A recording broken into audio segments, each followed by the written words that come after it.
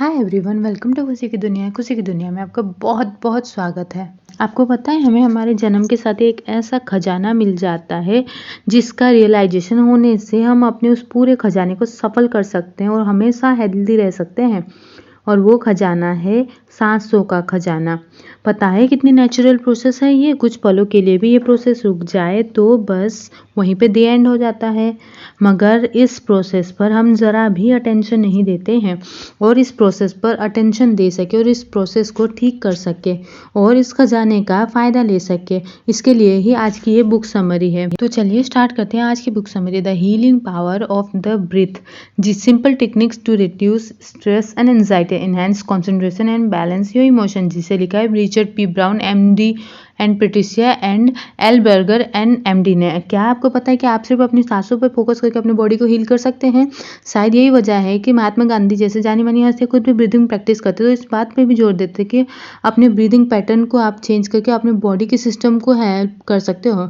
Breathing हमको और भी शानदार एंड पॉजिटिव एनर्जी से भर देती है और हमारा स्ट्रेस भी काफ़ी हद तक दूर हो सकता है। इस समरी में हम कई तरीके की ब्रीदिंग एक्सरसाइजेस और उनके अनगिनत फायदे के बारे में जानेंगे। तो चलिए बिना देर के स्टार्ट करते हैं आज की book summary, the healing power of the breath. Mahatma Gandhi, Bruce Lee, meditators, Christian monks, Russian special forces, इन लोगों या इन ग्रुप्स के बीच में ऐसी क्या कॉमन चीज़ लगती है आपको? गौर से सोच करके देखिए, कुछ तो है कॉमन इनके बीच में और वो ये चीज़ है कि सारे लोग आर्ट ऑफ ब्रीदिंग में यकीन रखते हैं। आप शायद इनकार में सिर हिला रहे होंगे या फिर सोच रहे होंगे भला इसमें क्या स्पेशल है, सांस तो हर कोई लेता है तो इसमें अलग बात क्या है। लेकिन ऊपर हमने जिन लोगों का जिक्र किया है ये लोग ब्रीदिंग को कुछ ज़्यादा ही सीरियसली लेते थे। ये उनके लिए कोई इनवॉलेंटरी चीज़ नहीं थी जो बहुत खुद ब खुद हो जाए, बल्कि ये लोग ब्रीदिंग की प्रैक्टिस करते थे और ये उनकी लाइफस्टाइल की तरह था। अब शायद यकीन नहीं होगा आपको कि पर ब्रीदिंग एक्सरसाइज वाकई में हमारी लाइफ को चेंज कर सकती है। ब्रीदिंग में वो पावर है कि इंसान का मूड ठीक कर देता है। ये हमारे नेगेटिव थॉट्स को पॉजिटिव में बदल सकता है, यहाँ तक कि हमको लाइफ के जानलेवा सिचुएशन से भी बचा सकता है। यानी कि ब्रीदिंग में वो पावर है जो हमारे मेंटल, फिजिकल और इमोशनल हेल्थ को इम्प्रूव कर सकता है। ब्रीदिंग की प्रैक्टिस करके हम इतने सारे फ़ायदे ले सकते हैं और हम अपनी लाइफ में इम्प्रूवमेंट ला सकते हैं। तो चलिए इस ब्रीथफुल लर्निंग की जो शुरुआत करते हैं इस पहले चैप्टर से, द स्वीटेस्ट स्पॉट्स। यानी कि क्या आपको याद है कि बचपन में आप कैसे थे? क्या आपको याद है कि किसी भी बदलाव को अपनाना आपके लिए कितना आसान था? जैसे मान लीजिए कि आप पहले प्ले ग्राउंड पर गए, वहाँ पे फ्रेंड्स नहीं बल्कि एक नया बच्चा खेल रहा है। पहले तो आप थोड़ा झिझकते हैं और फिर उसके पास जाकर के उसके साथ खेलने लगते हैं और कुछ ही देर में आप दोनों की दोस्ती हो जाती है। एक और एग्जाम्पल लेते हैं, बचपन में कोई खिलौना टूट जाता है तो हम कितना रोते थे, पर फिर जल्द ही चुप भी हो जाते थे क्योंकि हमारे पास और खिलौने होते थे। बच्चे दरअसल ऐसे ही होते हैं, हम अपने आसपास किसी नई चीज़ों को देख करके जल्द ही रिएक्ट कर बैठते हैं क्योंकि एक बच्चे के तौर पर हमारा माइंड डेवलपमेंट के स्टेज पर होता है और हमारे बाकी के बॉडी पार्ट्स जैसे कि जैसे हम बड़े होते हैं हमारा माइंड में और ज़्यादा बड़े होते जाते हैं और हमारे नए रूटीन और हैबिट डेवलप हो जाती है। बेशक ये अच्छी बात है, लेकिन बड़े होने के अपने फ़ायदे और नुकसान भी हैं। बड़े होने पर हम स्ट्रेस लेने लगते हैं, लेकिन हमें अपने बचपन से कुछ सीख लेनी चाहिए। बचपन एक चेयरफुल वाली एज होती है, यानी हम हर सिचुएशन में ढल जाते हैं। कितना अच्छा हो हम अगर फ्लेक्सिबल रहे और हर नई चीज़ को पॉजिटिवली माइंड के साथ में अपनाएं। फ्लेक्सिबल रहने की प्रैक्टिस की जा सकती है। ब्रीदिंग प्रैक्टिस हमारे स्ट्रेस रेस्पॉन्स सिस्टम को इम्प्रूव करती है। हमारा रेस्पॉन्ड का सिस्टम जो हमेशा एक्टिव मोड में होता है तो कई तरीके की हेल्थ प्रॉब्लम आने लगते हैं। हम हमेशा टेंशन में रहते हैं और बात बात पर स्ट्रेस लेने लगते हैं। स्ट्रेस हमारी रातों की नींद तक उड़ा देता है। इंसान हर वक्त परेशान और दुखी रहता है। बेसिकली हम फिजिकली मेंटली बहुत थका हुआ फील करते हैं, लेकिन ब्रीदिंग हमारे स्ट्रेस के रिस्पॉन्स सिस्टम्स को हेल्प कैसे करती है? कोहेरेंट ब्रीदिंग हमारे नर्वस सिस्टम्स के साथ साथ गाड़ियों का सर्कुलर सिस्टम्स को रिचार्ज करने में हेल्प करती है। जब हम किसी टेंशन में होते हैं तो हमारे हार्ट रेट से पता चलता है कि हम स्ट्रेस हैं। अगर हमारी हार्ट रेट बढ़ रही है तो हम स्ट्रेस में हैं और अगर नहीं बढ़ रही, नॉर्मल है, तो फिर हम अच्छे से हैं। अगर हम टेंशन में होते हैं तो हमारी हार्ट रेट से पता चलता है कि हम स्ट्रेस में हैं। अगर हमारी हार्ट रेट बढ़ रही है तो हम स्ट्रेस है और हार्ट रेट स्टेडी है तो हम रिलैक्स्ड हैं। और स्ट्रेस लेवल को हम अपने हार्ट रेट वेरिएबिलिटी या फिर HRV से मेजर कर सकते हैं। वो इसीलिए क्योंकि ये हमारे नर्वस सिस्टम्स की एक्टिविटी को दिखाता है। इनफैक्ट हम चाहे तो अभी इसी वक्त हमारा स्ट्रेस चेक कर सकते हैं। अपनी गर्दन या फिर कलाई पर 2 उंगलियां रखिए और अब धीमे धीमे गहरी सांस लीजिए।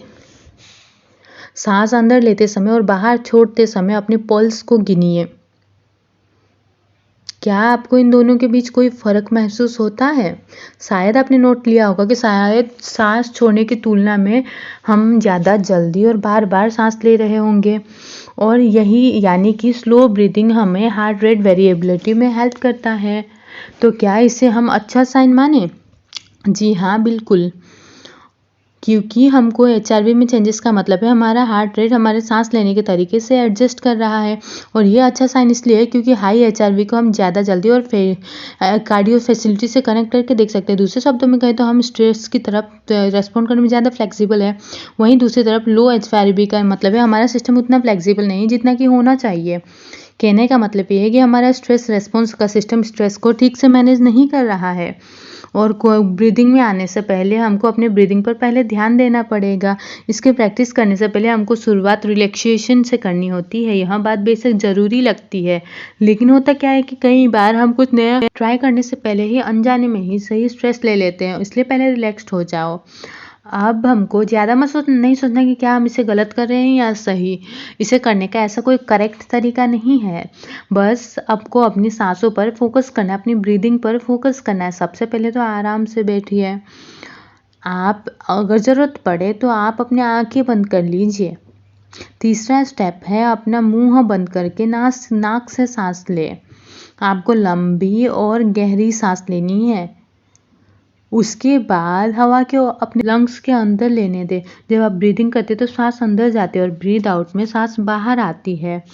आप इसे माइंड में इमेजिन करें। ये ध्यान रखें कि आपको खूब लंबी और गहरी सांस लेनी है। सांस को कुछ देर तक अंदर ही रोक के रखना है और फिर धीरे से बाहर भी छोड़ना है। और ऐसा करने से क्या आपने कुछ फील किया? क्या आपका चेस्ट मूव हुआ? क्या आपके पेट में कुछ मूवमेंट हुई? ये एक्सरसाइज हर रोज़ दिन में कम से कम 5 मिनट के लिए करें। जब आप अपने ब्रीदिंग पर फोकस करने लगते तो आप खुद फील करेंगे कि इससे आपको कितना रिलैक्स फील होता है। जहाँ तक क्वायरिन ब्रीदिंग का सवाल है, इसका गोल हमारे हार्ट रेट वेरिएबल को बढ़ाना है। ये अपने असली गोल से पहले हमारे स्ट्रेस रेस्पॉन्स सिस्टम्स को रिलैक्स करने में हेल्प करता है। फिर से पढ़ें, लगातार एक्टिव रहने वाला स्ट्रेस रेस्पॉन्स सिस्टम्स के बेहद नेगेटिव इफेक्ट हो सकता है। यह हमको काफ़ी टेंशन दे सकता है, यहाँ तक कि कंप्रेशन की तरफ भी धकेल सकता है। कोहेरेंट ब्रीदिंग कभी भी और कहीं भी की जा सकती है, खास करके आजकल के माहौल के हिसाब से तो ये बहुत परफेक्ट है, और विशेष करके तब जब हमारे चारों तरफ टेंशन ही टेंशन हो। जैसे कि हम ट्रैफिक में फंस जाते हैं तो फ्रस्ट्रेटेड हो जाते हैं, जैसे कंप्यूटर पर काम करते करते हमारी आंखें दुखने लगती है। उस वक्त आपको कुछ ऐसा चाहिए जो तुरंत आपको उसी वक्त रिलैक्स कर दे। कोहेरेंट ब्रीदिंग की शुरुआत होती है बैठने के कंफर्टेबल पोजीशंस के। आपकी मर्जी है कि आप चाहे तो लेट जाए या फिर बैठ जाए। सबसे पहले तो अपनी आंखें और मुंह बंद कर लीजिए। यह याद रहे कि सांस अंदर लेना और बाहर सोचना सिर्फ नाक से करना है, मुंह से नहीं। दूसरा स्टेप्स है अपनी सांस पर फोकस करें। गौर से महसूस करें कि सांस अंदर जा रही है और अभी बाहर आ रही है। सांस अंदर जाने से फेफड़ों में पूरी हवा भर रही है। बीच बीच में हमारा माइंड इधर उधर भटक सकता है, पर ये एकदम नॉर्मल है। आपको फिर से ब्रीदिंग पर फोकस करना होगा।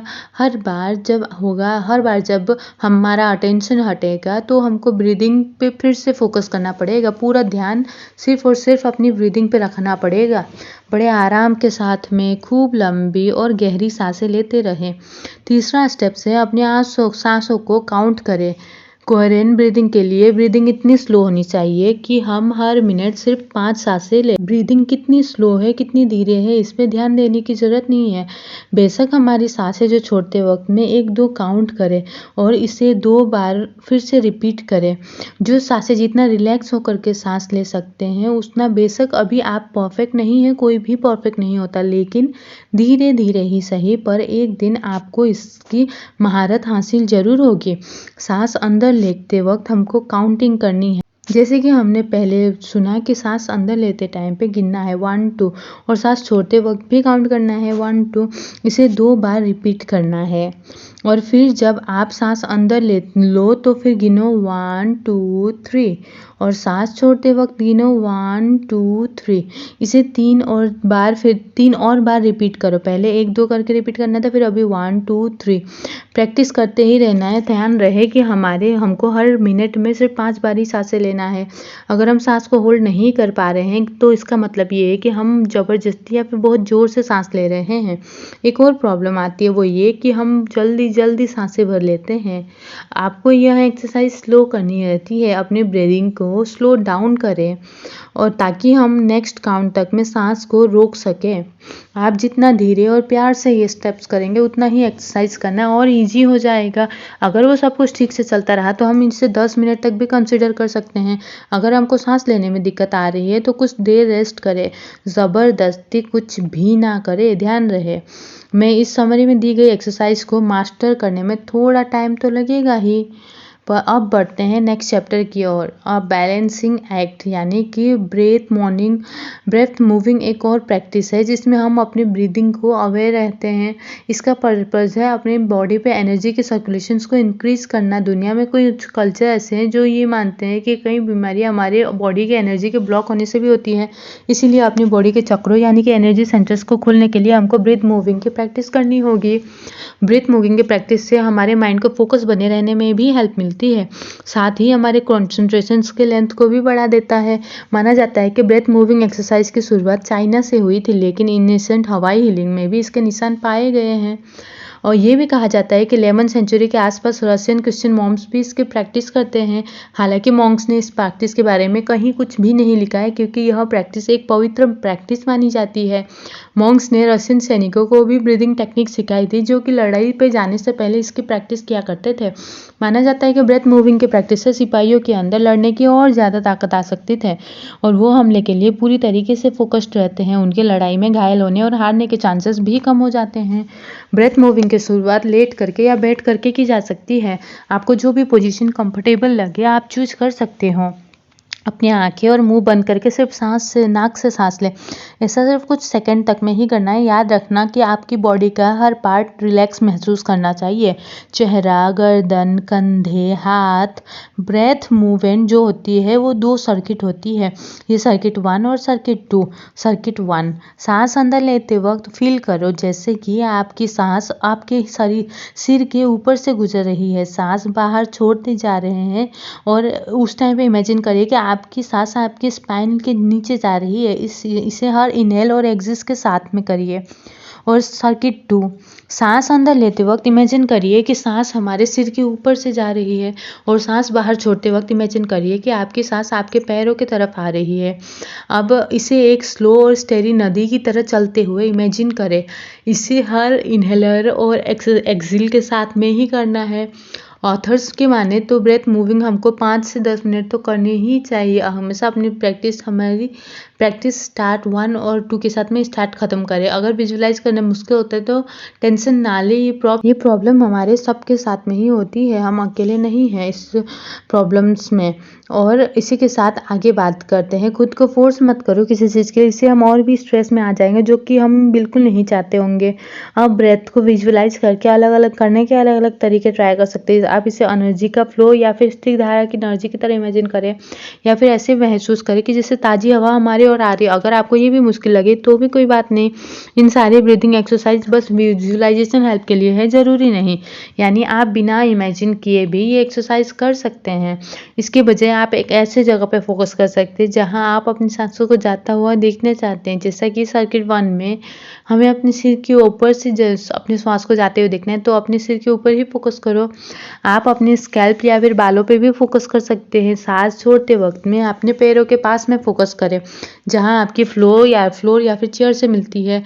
फील करके देखो कैसा लगता है। आपको शायद ये सब थोड़ा मुश्किल लगेगा, पर धीरे धीरे प्रैक्टिस से सब ठीक हो जाएगा। नेक्स्ट चैप्टर है द विंड्स ऑफ चेंज, यानी कि उसका मतलब है कि अपने ब्रीदिंग प्रैक्टिस के साथ में कंसिस्टेंस रहे। ये सारी प्रैक्टिस इसलिए बेहद यूजफुल है क्योंकि इसे आप कहीं भी किसी भी टाइम कर सकते हैं, चाहे आप काम में हैं, स्कूल में हैं, ट्रैवल कर रहे हैं। आप इसे जितना ज़्यादा करेंगे उतना ही आपकी नेगेटिव फीलिंग्स कम होती जाएगी। किसी भी फ्रस्ट्रेशन या फिर टेंस सिचुएशन में इन एक्सरसाइज की प्रैक्टिस करने से आपको काफ़ी रिलैक्स फील होगा।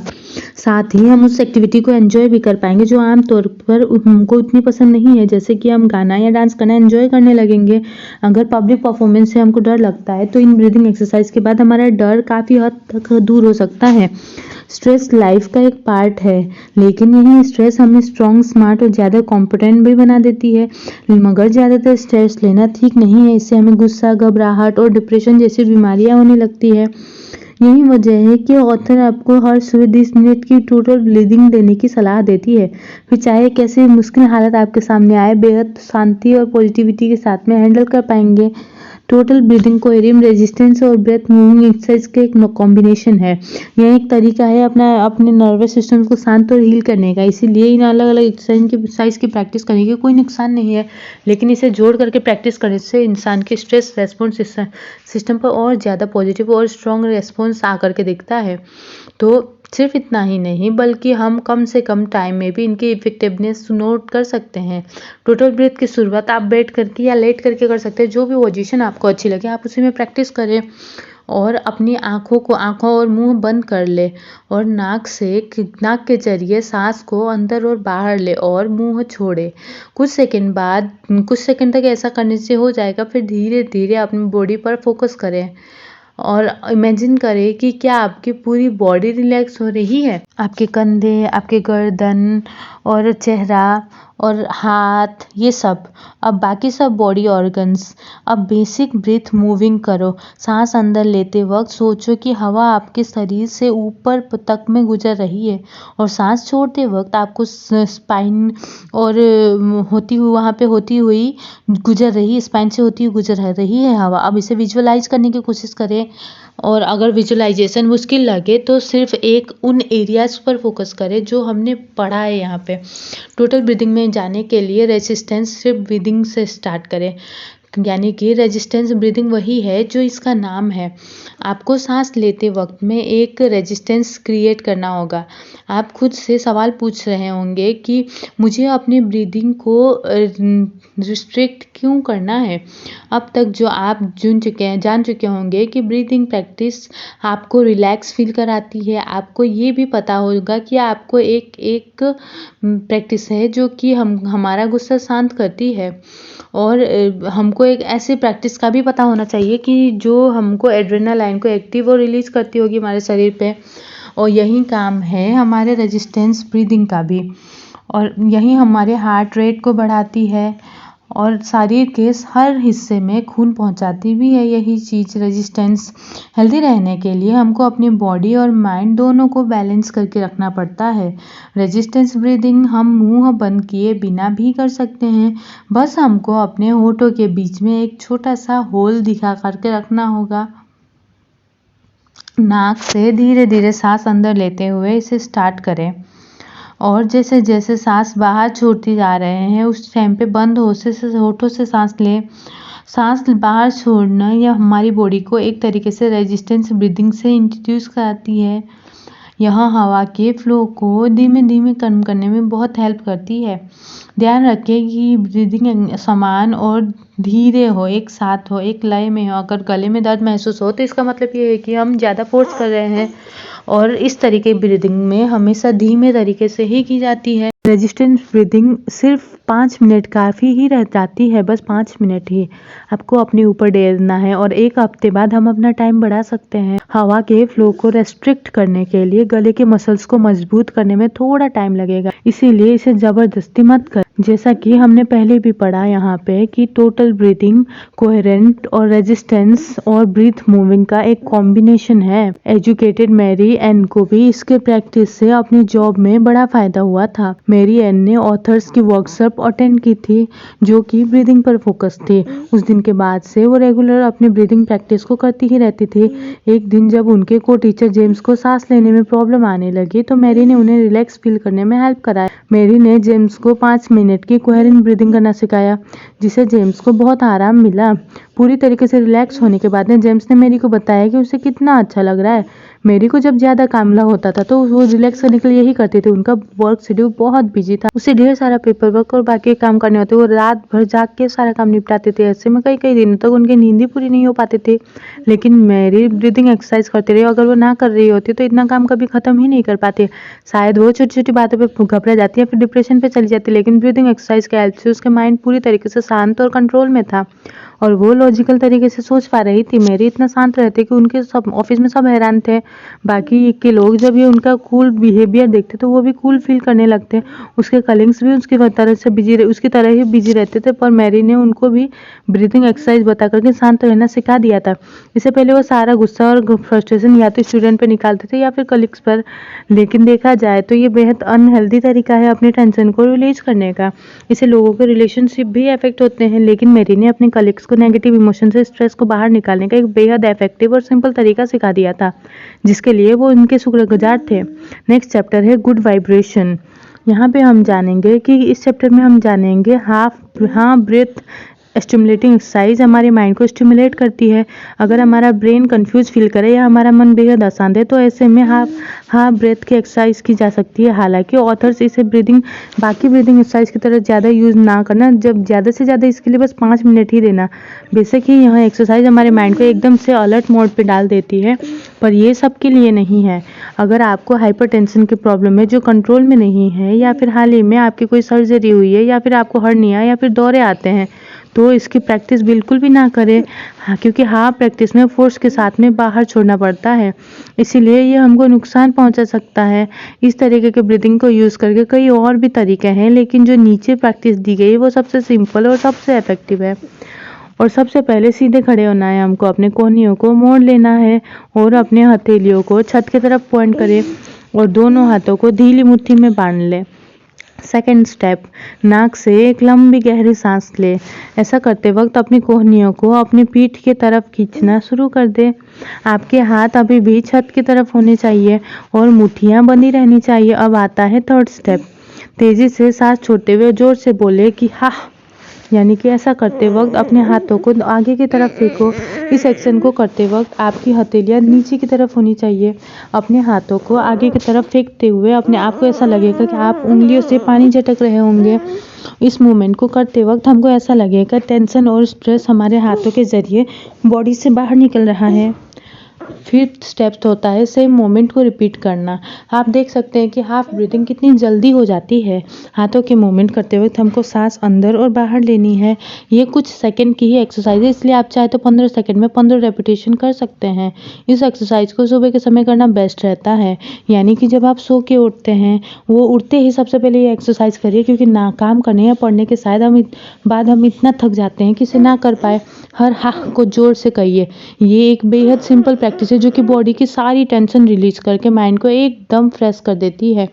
और अब आते हैं कंक्लूजन पे, यानी कि मुद्दा मामला ऐसा है कि हमने समरी में एक ऐसी टेक्निक के बारे में जाना है जो बहुत सिंपल है लेकिन इतनी इफेक्टिव कि इसे बेस्ट स्ट्रेस बूस्टर माना जाता है। और यह सिंपल सी ब्रीदिंग एक्सरसाइज, यह एक ऐसी टेक्निक है जिससे हमको ज़रा भी एक्स्ट्रा एफर्ट करने की ज़रूरत नहीं है और हम जब चाहे जहाँ चाहे ये एक्सरसाइज कर सकते हैं, जिसके अनलिमिटेड फ़ायदे हैं। एक एक्टिव स्ट्रेस सिस्टम की वजह से हमें घबराहट और डिप्रेशन जैसी वजह हो सकती है, इसीलिए हमको अपनी हार्ट रेट वेरिएबिलिटी यानी कि HRV को बढ़ाने की ज़रूरत पड़ती है। इसका मतलब ये है कि हमारी हार्ट रेट में लगातार उतार चढ़ाव हो रहा है। एक अच्छी चीज़ है कि इससे हमारी बॉडी लगातार उन चेंजेस को एडजस्ट करने की कोशिश करती है जो हम एक्सपीरियंस करते हैं। और जब हमारा माइंड या बॉडी इसे हमें नहीं अपना पाते तब हमें स्ट्रेस होता है। दूसरा होता है अपने कोहेरेंट ब्रीदिंग के बारे में जानना, जिसका मेन गोल होता है हमारी हार्ट रेट वेरिएबिलिटी को बढ़ाना। इस प्रैक्टिस का गोल है 1 मिनट में सिर्फ 5 बार सांस लेना है। हम जितना धीमी और गहरी सांसें लेंगे उतना ही रिलैक्स्ड फील करेंगे। आप स्ट्रेस को भी अच्छे से हैंडल कर पाएंगे। और तीसरा हम पढ़ा कि ब्रेथ मूविंग क्या है। इस प्रैक्टिस में हम अपने एनर्जी को अपनी पूरी बॉडी में खुलकर फ्लो करने देते हैं। इसमें हम विजुअलाइजेशन के हेल्प से अपनी इमेजिनेशन के जरिए एक एक सांस को अपने पूरे शरीर में बहता हुआ देखते हैं। चौथा आता है हमने रेजिस्टेंस ब्रीदिंग के बारे में पढ़ा। इस ब्रीदिंग में हम अपने हवा के फ्लो को अपने लंग्स में रेस्ट्रिक्ट करने की कोशिश करते हैं। हम पहले उन ब्रीदिंग के बारे एक्सरसाइज के बारे में पढ़े जो हमें रिलैक्स फील कराता है। अब हमको ऐसे एक्सरसाइज की ज़रूरत है जो हमारे बॉडी और माइंड को स्टिमुलेट करे।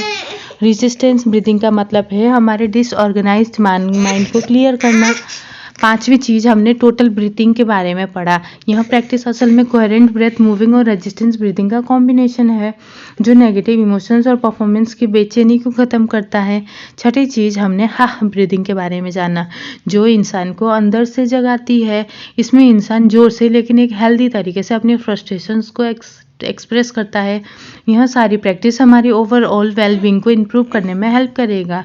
सिर्फ इतना ही नहीं, इससे हमारे आसपास के रहने वालों पर भी पॉजिटिव इम्पैक्ट पड़ेगा।